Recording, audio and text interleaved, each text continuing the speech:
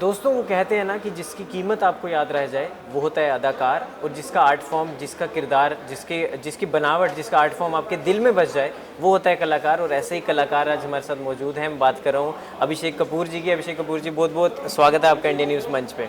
शुक्रिया हुजूर। सर, सबसे पहले तो आपको मैं एक नाराज़गी भी है क्योंकि आप फिल्मों में आए, 2-3 फिल्में आपने एज अ हीरो की, फिर आप हट गए और लॉस्ट एक्टर भी आपको कहा जाता है, कहीं मैं पढ़ भी रहा था।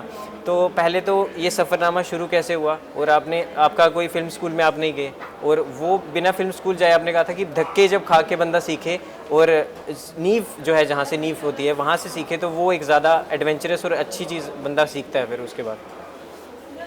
एक्चुअली मैंने अपना करियर बहुत जल्द ही शुरू कर दिया था। कुछ 21 साल की उम्र में मैंने 2-4 फिल्में सेंड कर ली थी एक एक्टिंग की बतौर। जी। और हुआ यूँ कि जो मेरी पहली फिल्म थी वो इसके अंदर डिले हो गई और फिर शेल्व हो गई। तो मैंने कुछ 30 दिन काम किया था और फिर वो बनी नहीं फिर। बिल्कुल। और फिर उसके बाद जैसे एक बार टूटने लगता है तो फिर बिखरने लगती है चीज़ें। जी। और मुझे लग रहा था कि मेरा एक्टिंग करियर बिखर रहा है। पर खैर मैंने कुछ 5-6 फिल्में की और उनमें से कुछ नहीं चली, उनमें से कुछ रिलीज़ भी नहीं हुई। बट उस टाइम पे मुझे लगा कि मैं पीछे ही हट जाऊँ। मैं थोड़ा सा घबरा गया और मैंने फिल्म में करना ही बंद कर दिया। मेरी कज़िन है एकता कपूर, उन्होंने मुझे काफ़ी ऑफ़र किए टीवी सीरियल्स वगैरह, मगर मुझे ऐसी घबराहट हो गई क्योंकि ये खेल ऐसा है कि अगर आप कोई चीज़ बनाते हैं, आप किसी चीज़ में एक एंटरप्रेन्योर हैं या कुछ मैन्युफैक्चर करते हैं या कुछ और चीज़ बेचते हैं, तो अगर आपको नुकसान होता है तो धंधे में नुकसान हो गया। बट आप फेल नहीं होते। बट एक्टर की ज़िंदगी ऐसी होती है, जब आप फेल हो जाते हैं तो आप इंसान ही फेल हो जाते हैं लोगों की आंखों में। जी। आप कुछ भी करो आगे चल के लाइफ में, मगर आपको लोग वो फेल एक्टर की तरह ही जानते हैं। जैसे आपका पहला प्रश्न यही था। जी। बट उस वक्त मैं पीछे हट गया और फिर मैं काफ़ी मायूस था और एक अपने आप को एक बहुत आइसोलेटेड महसूस करता था। बट उस आइसोलेशन के दौरान मैंने लिखना शुरू किया और एक कहानी लिखी मैंने, और मुझे लगा ये कहानी बननी ही चाहिए। तो पहले मैंने सोचा कि मैं इस फिल्म को प्रोड्यूस करूँगा, बट लिखते लिखते मुझे ऐसे लगा कि ये फिल्म मैं ही डायरेक्ट करूँ तो सही रहेगा।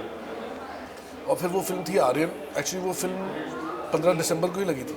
जी। कुछ 17-18 साल पहले। जी।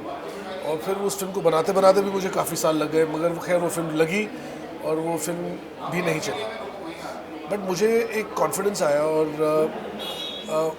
जिस दिन वो लगी थी थिएटर में, लोग कह रहे थे, लोगों को लगा कि मैं काफ़ी मायूस होऊंगा और मतलब I be quite devastated. But I was not actually, I was very happy that I made a movie and I released it as a director. बिल्कुल। फिर उसी वीकेंड में मैंने एक नई कहानी लिखनी शुरू की जिसका नाम था रॉक ऑन। Rock on. और that movie went on to win a national award. बिल्कुल बिल्कुल, रॉक ऑन आपने बोला और मेरे को याद आ गया वो जो आपने म्यूज़िक का वो जो एरा आप ले आए थे, और क्योंकि उस समय उतना रॉक म्यूज़िक कोई सुनता नहीं था, और वैसा जो कंसेप्ट और सारे न्यू फेसेस, और आपने फरहान अख्तर जी को भी बोला कि चलो अब गाओ मेरे को, क्योंकि जो किरदार था उसमें वो आप चाहते थे कि उसको गाना भी गाना आना चाहिए, और आपको वो मिल भी गया कि वो खुद भी गाते थे, उनकी अच्छी वॉइस थी। तो सर, रॉक ऑन के टाइम में आपने रिस्क लिया, रिस्क टेकर आप वैसे भी हो। केदारनाथ के टाइम पे आपने रिस्क लिया, उसमें कंट्रोवर्सी भी, क्योंकि कंट्रोवर्शियल भी फिल्म हो गई थी बाद में। तो सर, ये रिस्क लेने की जो आपकी क्षमता है, ये कैसे आपके अंदर आता है?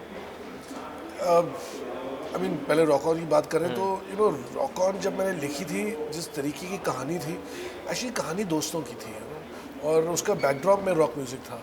और जब मुझे याद है, जब वो फिल्म का म्यूज़िक रिलीज़ हुआ था, तब दिग्गजों ने लिखा था, कुछ क्रिटिक्स होते हैं म्यूज़िक के, और उन्होंने उसको 0 स्टार दिया था क्योंकि उनको गाने समझ में ही नहीं आए। बट जब वो फिल्म लगी और जिस तरीके से वो स्वीकार हुई लोगों के और जैसे उसने एक जगह बनाई लोगों के दिल में, वही क्रिटिक्स ने उसका म्यूज़िक का रिव्यू दोबारा लिखा और उसको 4 स्टार्स दिए, 5 स्टार्स दिए। बिल्कुल। मुझे याद है कि तब भी लोग कहते थे कि उनके बच्चे हैं, 7-8 साल के बच्चे हैं घर में, सबको म्यूज़िक इंस्ट्रूमेंट्स सीखना है, और it made quite an impact. Pre workout का भी काम करता था वो म्यूज़िक। सॉरी? जिम में प्री वर्कआउट का भी काम करता था वो म्यूज़िक, रॉक ऑन वाला। अच्छा। ग्रेट। तो वही तो। और सर, जो फिर आप केदारनाथ के बारे में भी थोड़ा बताइए वो। जी, मुझे लगता है कि मैं अपनी फिल्में नहीं चुनता हूँ, ये कहानियाँ मुझे चुनती हैं। बिल्कुल।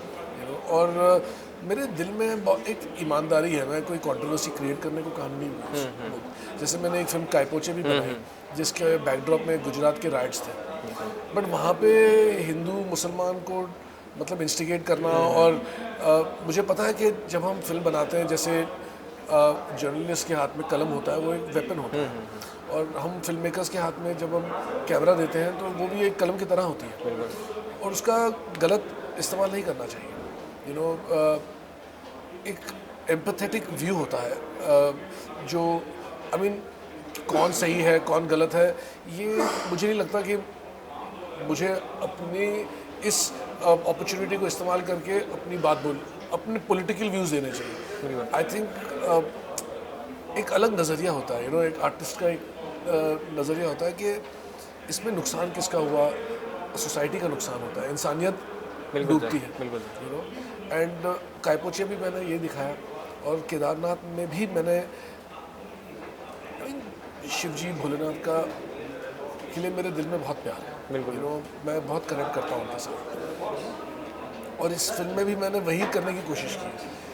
उसमें एक गाना है नमो नमो, एंड बहुत प्यार से बनाया था ये गाना। जब हम बना रहे थे तो मैंने एक ब्रीफ दिया था अपने अमिताभ भट्टाचार्य को और अमित त्रिवेदी को कि मुझे नशीले शिव का वो जो बम बम बम भोले वाला गाना नहीं चाहिए, मुझे एक प्यार वाला गाना चाहिए। It's a love story between me and my God, सदाबहार गाना। एंड और वो गाना बहुत लोगों को पसंद आया, और अभी भी मैं जानता हूँ लोगों को जो रोज सुबह वो गाना सुनते हैं। मेरी मम्मी खुद सुनती है, बहुत बच्चे भी सुनते हैं, बुजुर्ग भी सुनते हैं। तो अगर एक ईमानदारी से और एक सच्ची जगह से बात निकले तो दूर तक जाती है। जी बिल्कुल। और जो सर देर बाद मिलता है वो दूर तक ऐसे भी चलता है, तो कहा भी जाता है। सर आपकी फिल्मों की अगर बात की जाए तो आप जिस तरह से विजुअलाइज करते हैं या इमेजिन करते हैं, तो सर क्या मंत्रा रहता है उस समय आपका, कि क्या कैसे आप बिल्ड करते हैं? जब मैं एक फिल्म बना रहा होता हूँ तो मैं उस कहानी को बोलने के लिए मुझ में जितनी काबिलियत होती है, जितनी शक्ति होती है, मैं सारा कुछ डाल देता हूँ। तो जब वो फिल्म ख़त्म हो जाती है तो वो दुनिया ख़त्म हो जाती है, मेरे पास और कुछ रह नहीं जाता। उस दुनिया, उस तरीके की कहानी बोलने के लिए कुछ रह नहीं जाता। तो फिर मैं एक नई दुनिया की खोज में निकलता हूँ, एंड ये बहुत कठिन होता है एक्चुअली। क्या होता है, कभी कभी आर्टिस्ट और फिल्म मेकर्स अपने आप को बहुत कंफर्टेबल महसूस करते हैं एक जॉनर में। एक टाइप की फिल्म बनती है और फिर वो वही टाइप की फिल्में बनाते हैं, बट मेरे साथ ऐसा नहीं होता। मैं एक नई दुनिया खोजता हूँ, फिर मैं ज़ीरो से शुरू करता हूँ।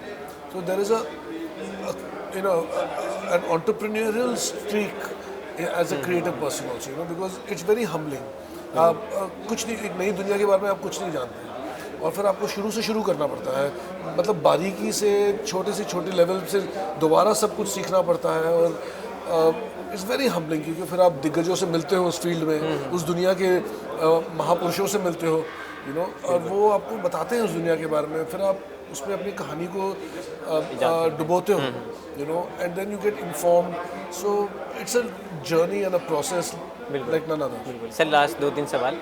एक तो सर आजकल ना बड़ा ये कंट्रोवर्सी कह लो, ऐसे एक बात चल रही है कि साउथ जो है वो टेक ओवर कर रहा है बॉलीवुड पे, और जो बड़े बड़े नाम हैं, शाहरुख खान या तमाम, वो साउथ के एक्टर्स ऐसा काम कर रहे हैं, जबकि ये इंडियन सिनेमा होना चाहिए। मुझे तो नहीं लगता कि इस बात की कंट्रोवर्सी है, तो इस पर क्या व्यूज़ हैं आपके, अगर आप बोलना चाहें तो? लोग जो है ना वो कुछ नई चीज़ पसंद करते हैं, और हिंदी फिल्में और साउथ की फिल्मों में एक स्लाइट फ़र्क है जिस तरीके से वो अपने हीरोज़ को प्रेजेंट करते हैं, और ये कभी कभी एक साइक्लिकल भी है, सिक्लिकल है। कभी कभी फिल्में बनती हैं जहाँ पे हीरो को बहुत ग्लैमराइज करके लोग पसंद करते हैं देखना। हाँ बिल्कुल। तो आज शायद वो दौर चल रहा है, लोग इससे भी थोड़ा सा थक जाएंगे, फिर एक नया दौर शुरू होगा। फिर साउथ ही क्यों, मतलब बंगाल की भी फिल्म मेकर्स बॉलीवुड एक्टरों के साथ काम कर सकते हैं। ये एक देश है, सबको मिलके काम करना चाहिए, मगर एक दूसरे के साथ कम्पीट करने की कोई ज़रूरत नहीं है। मैं समझता हूँ कि हमें तो, हमारी इतनी बड़ी आबादी है और हम अपनी फिल्मों को इतना पसंद करते हैं, हमें तो दुनिया को जीतना चाहिए। मैं तो उस दिन का इंतज़ार कर रहा हूँ जब हमारी फिल्में दुनिया के लोगों के दिल पे छा जाएंगी।